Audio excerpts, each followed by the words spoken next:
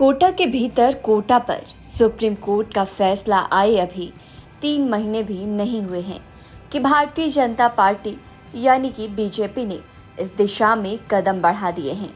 हरियाणा में नवगठित नायाब सिंह सैनी सरकार ने पहले ही कैबिनेट मीटिंग में SC/ST के लिए सब कैटेगरी बनाकर उन जातियों को इसमें शामिल करने का फैसला किया है जिनका प्रतिनिधित्व शिक्षा और रोजगार के क्षेत्र में कम है।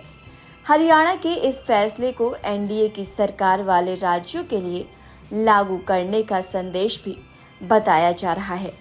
PM मोदी ने NDA की सरकार वाले राज्यों के मुख्यमंत्रियों की बैठक में एक दूसरे की योजनाओं का अध्ययन कर उन्हें अपने राज्य में भी लागू करने का संदेश पहले ही दे रखा है।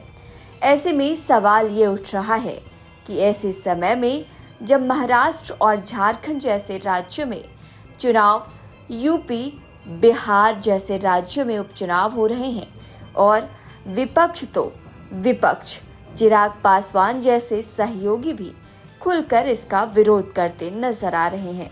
बीजेपी सब कोटे के फॉर्मूले पर क्यों आगे बढ़ रही है?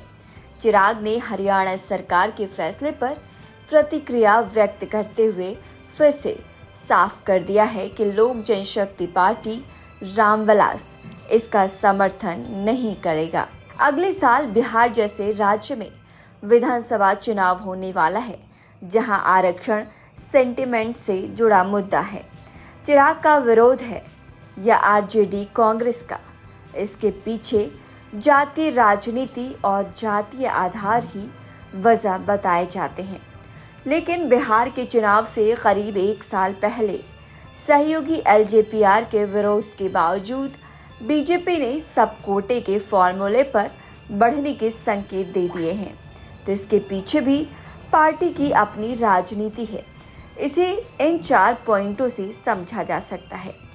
चुनावी असर का टेस्ट। बीजेपी की एक रणनीति कुछ मुद्दों पर जनता का मिजाज भांपने के लिए चुनावी टेस्ट की जा रही है। राज्यों में सेलेक्टिव काम। बीजेपी की एक राजनीति सेलेक्टिव होकर काम करने की हो सकती है। हरियाणा जैसे वो राज्य जहां बीजेपी SC/ST वोट पर अधिक निर्भर नहीं है, पार्टी वहां इस दिशा में कदम बढ़ा सकती है। अगर इन राज्यों में इन पहल के नतीजे अच्छे रहे तो पार्टी इसे भविष्य में यूपी और बिहार जैसे जटिल जाति राजनीति वाले राज्यों में भी एक मॉडल के रूप में लेकर आ सकती है। तीसरा, दलित कैडर बनाने पर जोर।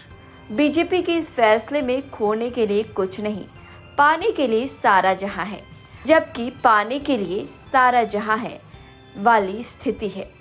बिहार जैसे राज्य में दलित वोट के लिए पार्टी दूसरों पर निर्भर है, तो वहीं यूपी में भी पार्टी का गैर जटाव दलित वोट बैंक में भी कोई मजबूत पकड़ नहीं रही।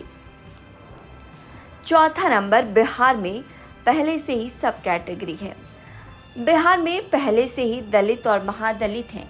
ऐसे में हरियाणा सरकार के इस कदम का अधिक असर सूबे के चुनाव पर पड़ेगा। दरअसल नीतीश कुमार की अगुवाई वाली सरकार ने दलित वर्ग में लोक जनशक्ति पार्टी के कोर वोटर पासवान को छोड़कर बाकी दलित जातियों को महादलित कैटेगरी में डाल दिया है। इसका नतीजा ये हुआ कि जीतन राम मांझी भले ही महादलित में शामिल मुसहर बिरादरी से आते हैं, लेकिन इस वर्ग के वोट बैंक पर उनके मुकाबले नीतीश कुमार की पकड़ कहीं अधिक मजबूत मानी जाती है। अब बीजेपी भी हरियाणा से इसी ट्रैक पर बढ़ती नजर आ रही है।